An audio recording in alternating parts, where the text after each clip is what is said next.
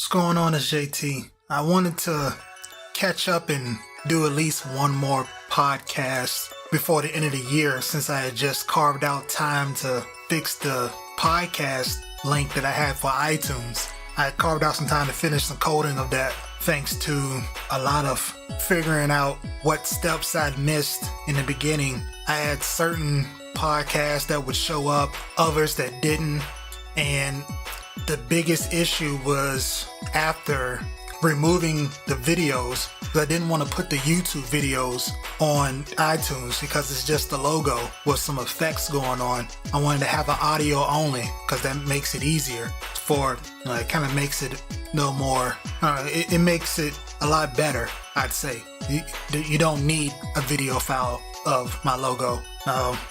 Playing around with the Blueberry podcast plugin, trying to validate the RSS feed, that took probably about 2 or 3 hours to figure out what I had done wrong. What I had done wrong was miss putting in the URL for the audio file and some of the posts that I put in the website. So a lot of work to figure out one tiny step, which is equivalent to coding a website or an app, and you get a bunch of red squiggly lines, or in SQL Server or MySQL, etc., and you missed the semicolon. You missed the semicolon, or you missed putting in a slash div. But it's finally done. So I figured, it's the end of 2017. I finished the podcast link, even though I got a couple issues I still got to figure out. For the most part, it's good to go. And I had a bunch of notes that I wanted to try to cover. And I'm thinking what I'm going to do instead of having a 30-minute podcast where I bounce around between more controversial stuff and the IT or fitness stuff. I'm thinking maybe at some point I just split them somehow, maybe 5 to 10 minutes talking about this or that. That way you kind of it's kind of easier to pick and choose what you're listening to until I figure out whether I want to divide podcasts into other ones, or if I'm just going to leave this as a bulk of stuff that just gets done all in one podcast, and it's just a bunch of bouncing around all over the place. This isn't a passion project. This is more of a way of, one, getting through my notes. There's so many things I want to write about, but it takes a lot of time for me to sift through my writing and get it to where I want it to be. Sometimes it's easier to just say it and then go back and fix it. But yeah, if you're interested, you can check out the podcast. You can subscribe to the RSS feed from golivelively.com/feed/podcast. Again, that's golivelively.com/feed/podcast. That's the RSS feed. And the one on iTunes is, you can simply search Go Live Lively. It's a pretty hectic looking link to see that in the iTunes Apple's website. I wanted to start this podcast off with talking about, not talking about, I simply just wanted to play it, what I consider to be the most patriotic song, Real American by Rick Derringer. That's, if you're confused as to what that is, or maybe you're not sure, that's the theme song from Hulk Hogan. That's his most popular theme song. Hulk Hogan made that song what it is, arguably. Some are going to say it's definitely not arguable, but Hulk Hogan made that theme song what it is in a lot of people's minds, definitely. But I don't want to have to deal with any copyright issues. But just at random times, when I think of certain things going on with the country and what it means to be an American, anything around that line, I start thinking, I am a real American, fight for the rights of every man. This just gets you so hype, fight for what's right, fight for your life. I'm off key, sound horrible. I'm not a great singer at all. I really like that song. It's random, I know. I just wanted to say that. I love that song. Yes, even more so than the national anthem. One thing I wanted to make sure I got out of the way is the last podcast I did in September, I started talking about my issue with the Black Lives Matter movement, and was talking about my issue of the extremism within it. I was talking about an article where a co-founder, from what I said in that last podcast, the co-founder was talking about whites should be doing this for blacks, and it went on and on and on. And I went on to Rally Point, the military forum, and I posted that link, and a couple guys started talking, and someone had told me that they knew somebody that was real deep in the Black Lives Matter movement. And they said, well, they said, I've never heard the co-founder say that. And I don't remember her name. I don't want to say too many names of them, regardless, because things could change. But I ended up reading the article again, and I missed some very important parts in there that I completely glossed over, which was that it wasn't the co-founder of the movement. It was the co-founder of the Louisville, Kentucky chapter, or gang, whatever you want to call it, gang group chapter, that area, that small group there, or however big it is. So I screwed that one up, and I wanted to go on the record for saying, yeah, I said that completely. I got my facts mixed up. It still doesn't change. One of the issues that I have with the movement is that and of course I don't know much of it other than what the media forces down my throat. I don't do too much research into it, but there's not a lot of, from what I see, a lot of check and balances within Black Lives Matter. When somebody, like the Louisville, Kentucky area say, yeah, whites need to do all these things for blacks. They need to, whites that have an extra house, they need to give it to poor black folks. You don't see anybody come on social media and say, well, hold up, someone from the Black Lives Matter movement say, wait a minute, that's not what we stand for. We're about equality. We're not about trying to have a level of elitism or, segregation again, or trying to get handouts, anything of that nature. It's pretty much, you get an article, and of course I know it's hard. It's media, mass media. It's a full-time job being any type of social media manager, which is pretty much what type of the job title of doing that would be called. It's overwhelming, but it is an issue nonetheless that I think kind of rattles the whole Black Lives Matter movement. You got people running around saying we need to kill all white people, and the media, of course, doing the media thing, which is sensationalizing or exaggerating things in a way that promotes the division for the divide and conquer. That's that tinfoil hat mentality. It just becomes a bigger issue at that point. But speaking of extremists, I've always considered for anyone that's some type of extremist that they need to be held accountable. They need to be put in a position to have some type of debate with someone that can be a little more objective. Everyone's got got some things that they're passionate about or they're serious about, that they're just hardcore. This is my stance on this, and I'm not changing. I've got them. One of my big passions or things that I'm really stuck on is if somebody needs to lose weight. It's a lot of things you need to do, but one of the things I emphasize is you always have time. You can always make time. There is no excuse. That's what I tell people. You can always do a couple squats or lunges before getting in the shower or the bathtub, and you can always make time if you're creative. Everything else. And I'm always big on have a leg day. A couple other things, but that's other stuff, and questioning things. That's one thing I've always been big on. I'm always about asking why. Wanting to know the why, not just the what, when, and where. Why? What's the purpose? What is the history of this? What is this meant to do versus what I'm expecting it to do, or what I'm going to do? What is the purpose? Why? Why is this the way it is? And that's one thing I've always thought to be important and missing a lot of times when you have an issue with extremists, whether it be racist, sexist, etc. Such as, I think about a month or two ago, and I think this was a good while ago actually, there was a professor that had said some extremist type Black Lives Matter things about whites being conditioned to mass murder. That's what the articles I read has said anyway. You're more than happy to send me a comment or a message saying, wait a minute, that's not what she said at all.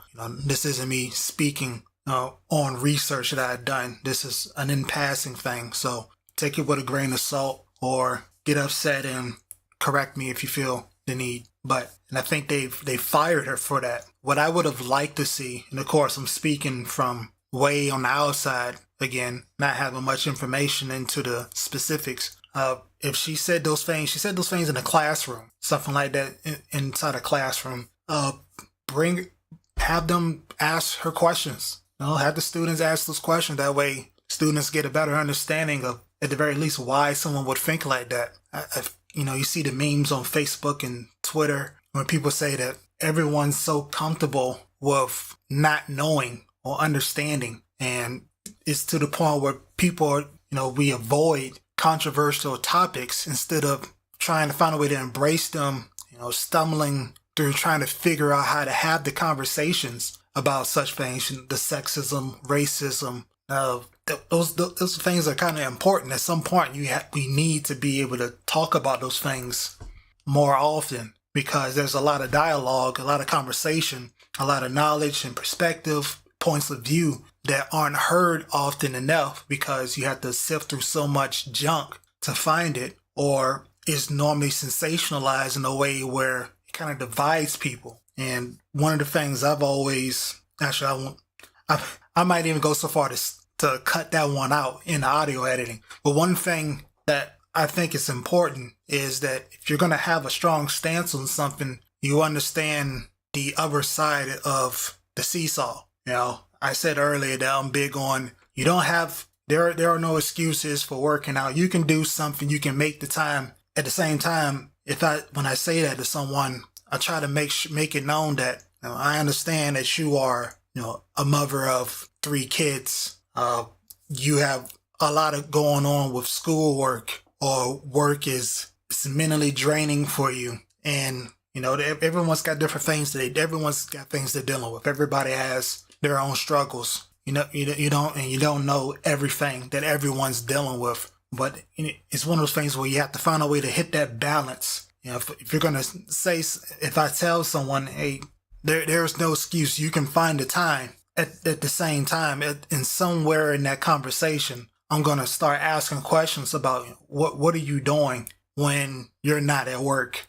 What are you doing when you're not eating, or when you normally don't have anything important that needs to be done? You can, during that time, you can bang out a set of squats or push-ups, whatever. That 5 minutes, 1 minute is, 1 minute of hurting, getting your quads fired up, your quadriceps fired up is something. It counts. And that's usually how I am, especially when it comes to the more controversial stuff. I'm talking about fitness, with health and losing weight.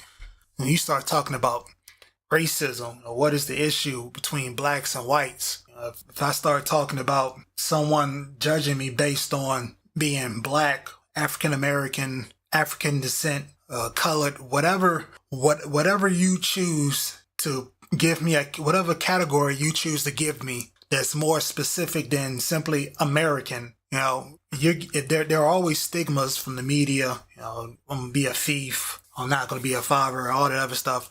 If I say that these are issues that I need whites to realize aren't always true, at some point I also need to be able to at least say, I understand that there are many that you can find that live up to that stigma, and that embrace and carry that stigma and live that stigma, but they don't represent everyone. And it's not as many of them as you may believe. Now, just regardless of where you are, just because you see a lot of them doesn't mean that they speak for the majority, doesn't mean they are the majority. It simply means they are a percentage, and they may be easier to find, or you simply notice them more often because that's what you're looking for. You may not be looking for the blacks that are just doing their thing, maybe the cash register at whatever store, or the the person at the help desk that you went through to talk to and get help about something, or that great person, person that helped you over the phone, and you probably didn't even know she was black,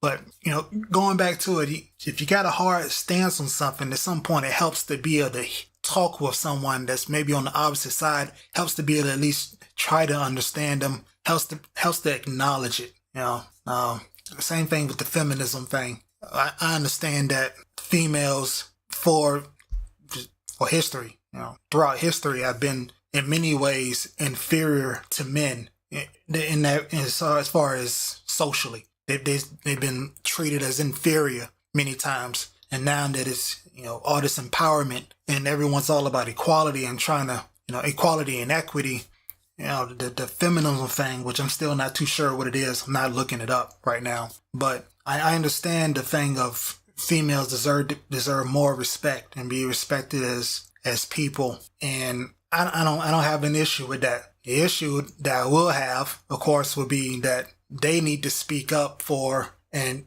understand how some men are going to sit back and go, wait a minute, what about y'all are talking about men ain't nothing and we are actually inferior? That's kind of goes along with some of the Black Lives Matter stuff, or some black related racial type issues when someone says, well, blacks are actually superior because, I don't know, if Jesus' skin was brown or he had a hair of wool, something like that. Or to think of blacks have melatonin, which has all these things, so much great because reasons. When feminists say something about feminism, that's what many of us are thinking. We're thinking, wait a minute, how much of that extremism do you have in there? How much are you trying to put yourself above us? And that's, again, one of those things where you need to be put in a situation. Well, it will benefit many people to have a situation where you can talk with someone like that one-on-one. That's a controversial topic, and be able to talk about those things and learn some perspectives. Speaking about the Jesus thing, I remember I was talking with someone, I forgot who it was, but I remember saying I don't consider myself a Christian. I don't disrespect it, but I do wonder every once in a while about the origin. We have the Buddhists, Hinduists, and Christians, Catholics, Baptists. I can't think of the other denominations, the other subcategories, whatever you call it, within Christianity. There's a lot of them. And every once in a while I wonder, where did it come from? Or was there ever a first, if there was? And one idea that I throw out there every once in a while is maybe they all came from one, and what happened was people started spreading around the world somehow, some way, whether it was all one big chunk of land and it spread across and became the continents that we have today, or it's simply the land never moved and people just started traveling and creating their different societies and cultures, and the religion took place under those cultural and societal norms and kind of became synonymous almost with the culture and the society. It's one of those thoughts that I throw out there every once in a while. You got Catholics and Christians, you get the Catholics, Baptists, and all those Christians, and that became a big thing here in the U.S. And if I could be completely wrong, but I think that kind of came from Europe, because where else would it come from, right? I don't know what those who lived here before, Europeans and etc. came to the New World.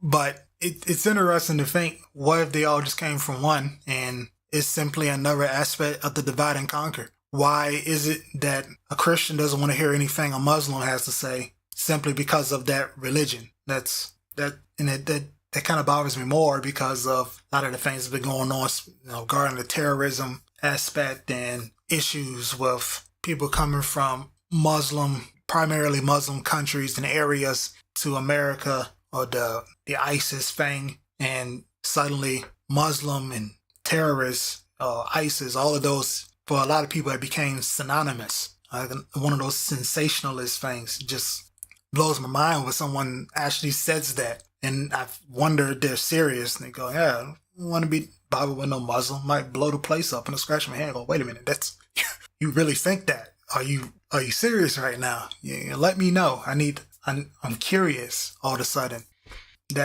what was I reading? It was a while back, and I think it was a video I seen. The lady had almost drowned in some situation, and she wrote a book about seeing God. And I remember reading at the end going, well, why not Allah or the stars, Buddha? And then I started thinking, well, if she saw God, what color was he? What was his skin color? Just a random tidbit. I don't remember the woman's name. I do remember that was a few months ago. So it's fairly recent-ish. It's a random thought.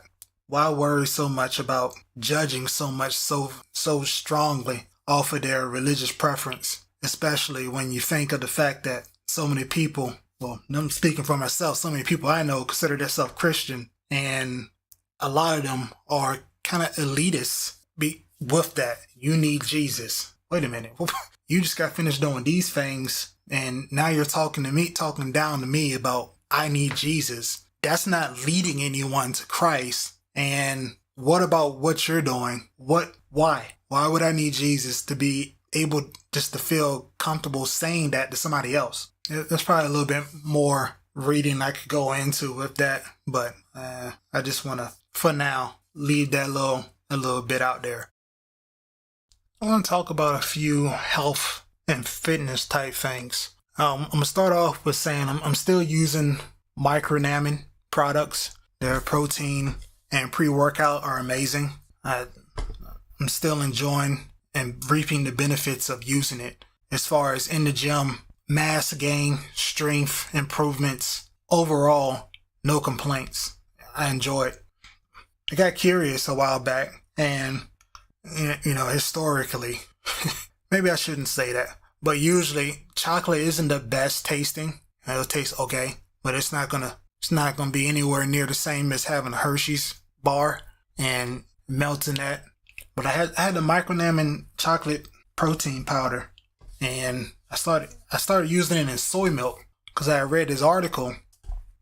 Well, partially because I read this article stating that whole milk could be bad for you. I didn't do as much research into it as I probably should because I care a lot less about nutrition than I most definitely should. So, and I do know that soy milk is said to have a small percentage of L-arginine in it, or is that L-arginine and estrogen? Whatever. I know it's supposed to have a little bit of, I think it's both. I'm not sure. But milk is milk. Thought that was one thing just interesting to point out. I started using almond milk because it's good. It's good stuff. And I gotta do a lot more learning for that. But again, I'm still enjoying the Micronamin protein mixes. I look forward to it after a workout, knowing that I get to down something that's gonna taste good, and it's not gonna have some gritty feel to it like some others. Not gonna have a bunch of clumps in it, and I know that I'm gonna see the benefits of it, which is just awesome. It's great being able to having a product from a company that you support from an aspect outside of the quality of the product. Micronamin is a veteran-owned business, and they're focusing on quality. Those are two things that are just important. This is awesome to me. Now, another thing though, and this is shifting gears a little bit, somewhat of the veteran groups, veterans that may know of it, in the military, I will say this, in the Army, BMI is a real big thing, the body mass index. The way it works is, let's see, I'll go with the history. It was made around the 60s or 70s, and what they did was they took a sample size of people and said they made up a chart that said, at this weight and at this height, you should be this weight. And if you aren't, then this is what your body fat percentage likely is. Somewhere around the lines of that. So they'll take your height and take your weight, and then that gives them an idea of where if you're on the right scale. And if not, if you're over that, whatever they think you should weigh for your gender and your height, if they think you weigh too much than you should for the gender and height, then they do body fat. the tape test. It's a specific type of tape. I think it's nylon, if I'm not mistaken. Not sure. And they tape your neck and around your belly button if you're male. For females, and again, I'm speaking Army. Females, I think it's neck, stomach, and hip, or the largest part of your butt. It's 3 for females and 2 for men. And for my height, I was supposed to be about 180, I think. Hadn't been 180 for about, 10 years. So, of course, that meant I needed to be taped. And I would pass, of course. I'd be okay. But it would bother me still sometimes because every once in a while you'll read about, I used to read about people that almost got the boot, or, they got in trouble because they were considered a not pass tape, even though you can look at them and you saw muscle and you knew that they weren't out of shape, but they didn't pass the tape test somehow, because I think it's if your neck is too small, then it screws with the measurements between, speaking for men, it screws with the measurements between your neck and your stomach, and then it tells them that your body fat is a lot bigger, a lot higher than it actually should be. And I think you're only allowed to have up to, 18%, if I'm not sure. I don't know. I'm not going to pull up Army Regulation 600-9, but it's in there somewhere. There's a certain limit where you're supposed to have, and depending on your workout plan and how you were built, and of course genetics. And genetics takes apart just as much as what you're doing in the gym.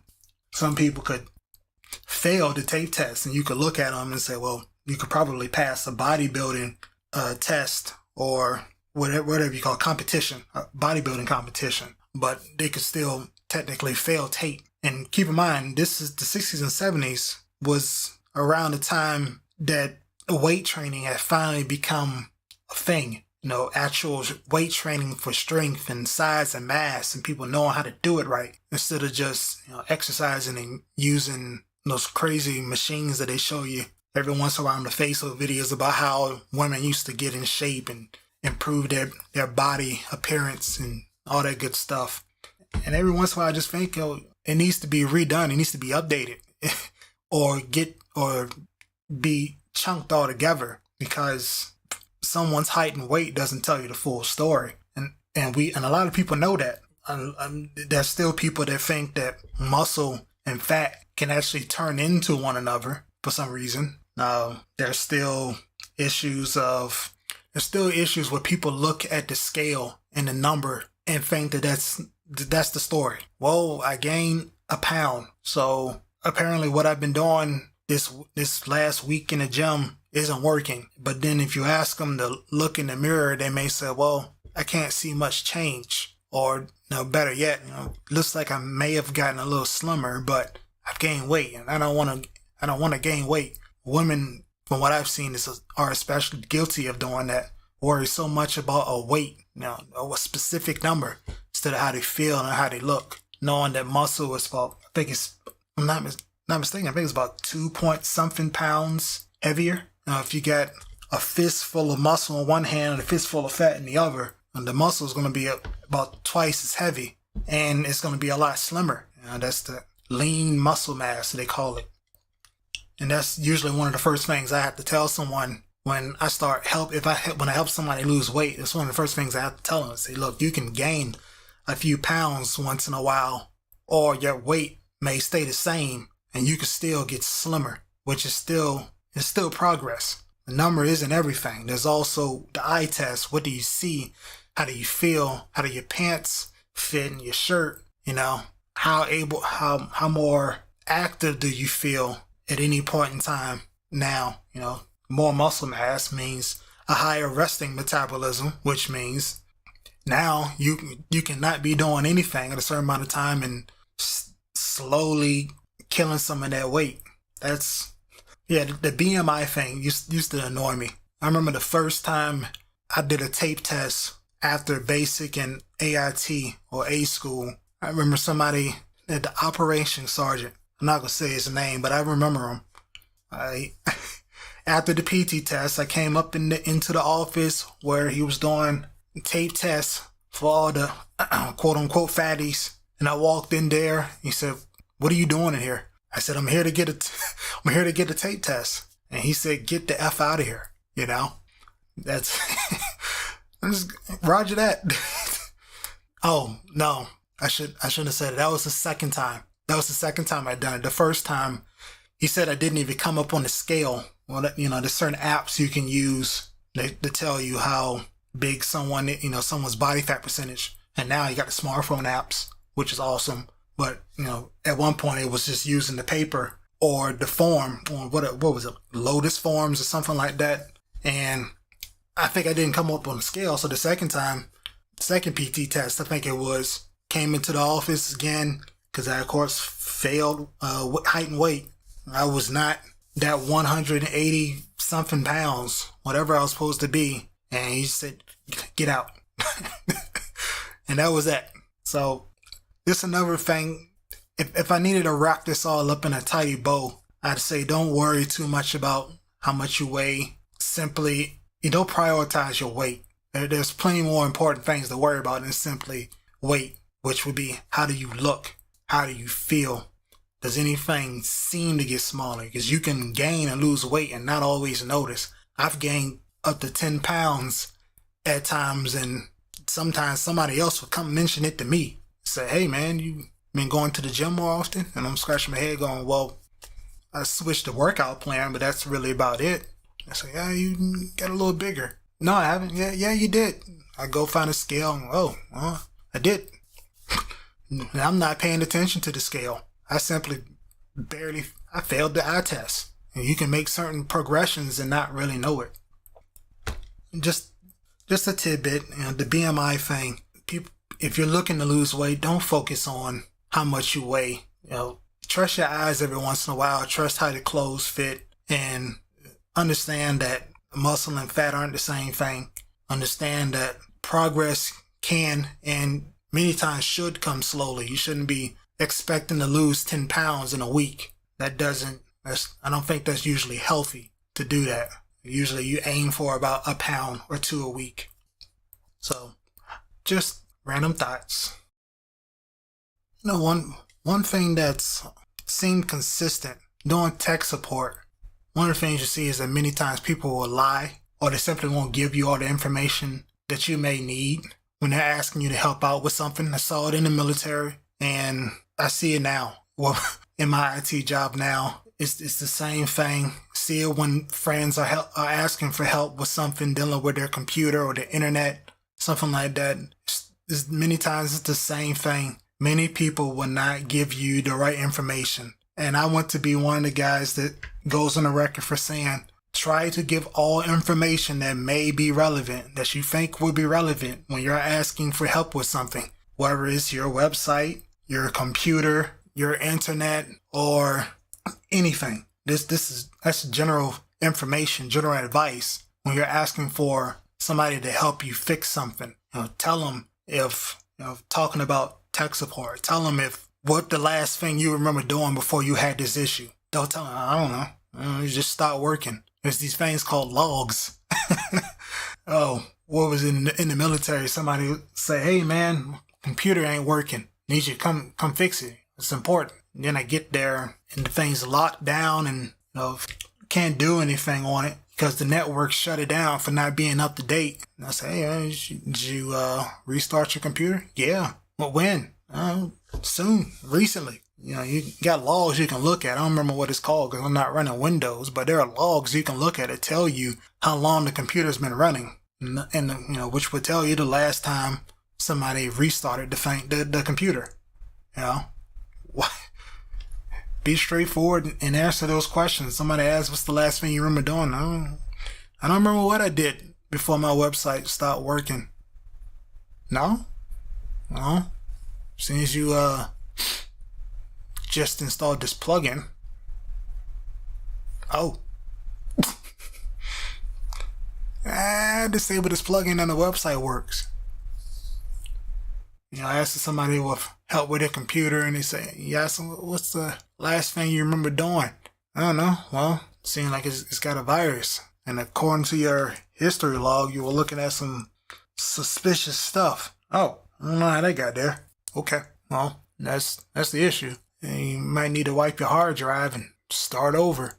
Find a way to back up these important files, clean them up, make sure they're clean, before restoring them. It's a random bit. One other thing I just don't like seeing is I can't stand it when I'm trying to help someone with anything, especially friends, trying to help them with something. They say, yes, send my email, and you see their email. See, they got all these inboxes, no rule-based folders, and I get it. That's somewhat of a technical task to do, and not many people want to deal with that. It's just something that bothers me. It's just a pet peeve that just, if it's spam and you know it's spam, mark it as spam. It makes your life so much easier to do that. Just mark it as spam, so the next time it goes to your spam folder, and it makes your life so much easier when you're trying to find legitimate email. That's one thing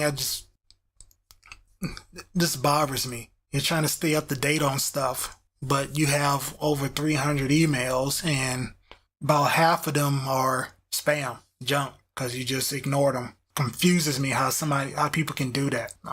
That's just, I don't understand it. I really don't. And that kind of goes back to me saying that it was technical. It kind of goes back to what I was saying about asking for help from any type of technical support. Some people don't know what information to give, or they may be overthinking. Go, I don't know. I wouldn't have done anything to cause this to happen. Just need to sit back and simply answer as basic as possible. What did you do for the last 10 minutes before you had this issue? I don't know just means that giving that answer simply means that there's more time spent on someone figuring out what you're hiding, because it's IT and you can't hide all that stuff all the time. And if there's a log that you find to remove, then many times that means you may have removed information that would have been needed to fix the problem. So, double-edged sword. Something to think about when you're dealing with your tech or your email. You want to ask somebody for help with something technical, especially, and I think another good example would be GitHub or Launchpad. Anything where you're going to someone and saying, hey, this app doesn't work for me. I can't do these things with this equipment. And you email or you tweet someone or send them a message in the IRC channel saying, hey, this doesn't work. That doesn't tell anybody anything. You gotta give some information. You gotta tell them, what operating system, or what was the last thing you did? What version? If somebody asks, we need more details. That's what you need to do. You find stuff to give them. That's one part of the reason why many people have these templates now. I think GitHub has it as well, to try to make it easier for people who have no idea what they want, what information they should give, which is understandable. But the last thing you did before something happened, you should have at least a clue of what that included, at least an idea. Just my thoughts. So a couple of days ago, I released a blog titled 5 Lessons I Learned About Mixing Music in 2017. And it was a quick read.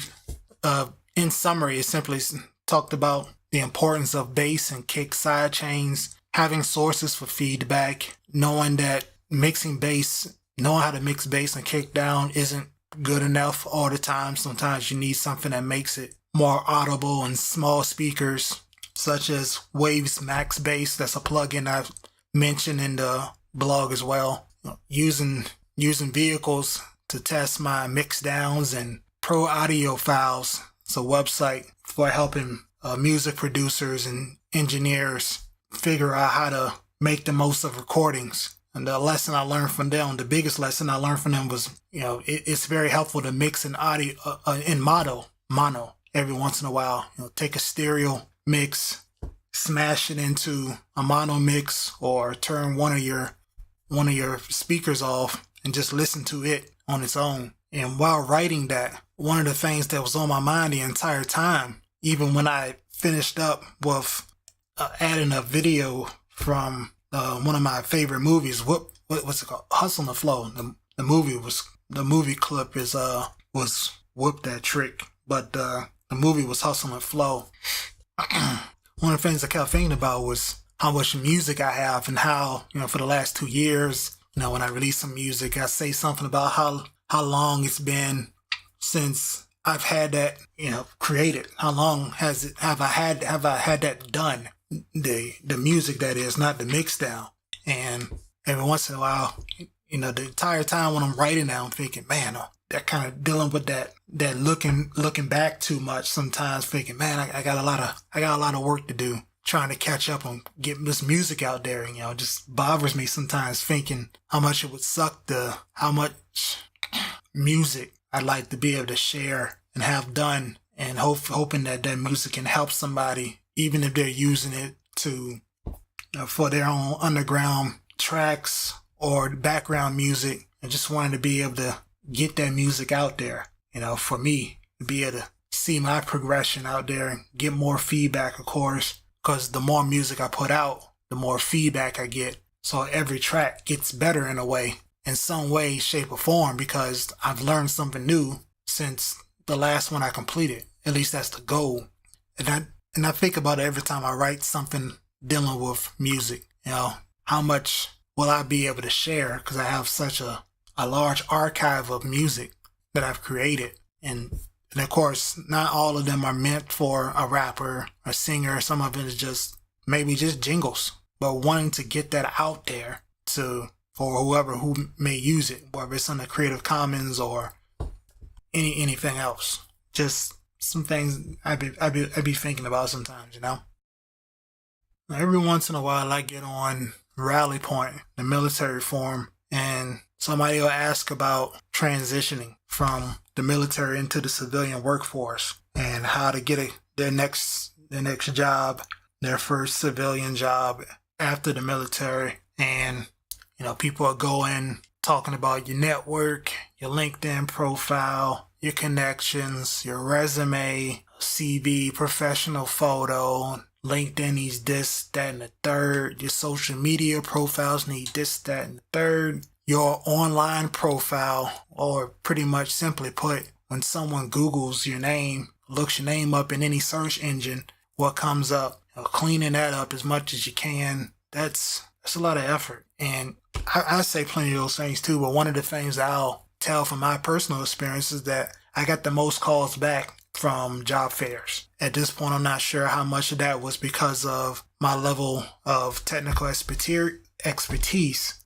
in regards to the positions I were applying for, or maybe the demeanor I had, or how well I communicated when sending resumes through websites, which just doesn't seem to work. Very rarely do I remember getting an email from someone, getting an email back after applying to a position. I've had a few select companies call back or email back, but usually they were late, and the interest just didn't seem to be there in any way. I didn't get the job offers. Most of the job offers I had were from connections, and most of the calls back I got were from job fairs. Talking with someone about my actual experience, which may mean that my resume sucks, but talking with someone about what I've done and what I've learned on my own, what I'm trying to do, talking with someone about that at a career fair, a job fair, etc., that made me feel like I was getting a lot more progress than simply needlessly sending out emails and applying for positions. Luckily I was at Syracuse for the most part during the job hunt, and throughout my time at Syracuse, they had a hub for applying to jobs. Some of them responded, which was great. I think I got quite a few responses from that, which is amazing. But outside of that, going to a website and applying for jobs, that went nowhere a lot of times. And if it did, it's months later that I got a response. So what I tell a lot of veterans, a lot of people transitioning is, of course, work on the network and work on your online profile, your social media, clean up your resume. But I recommend, go to the career fairs and talk with the people about what's going on. Give them a sense of your personality that may not shine through from the resume. Give them an idea of how it would be like to be around you on a regular day. And I'm not a professional recruiter. I can't say how much that works. That's my experience, that going to job fairs got me the most calls back and progress as far as responses goes. Something to think about.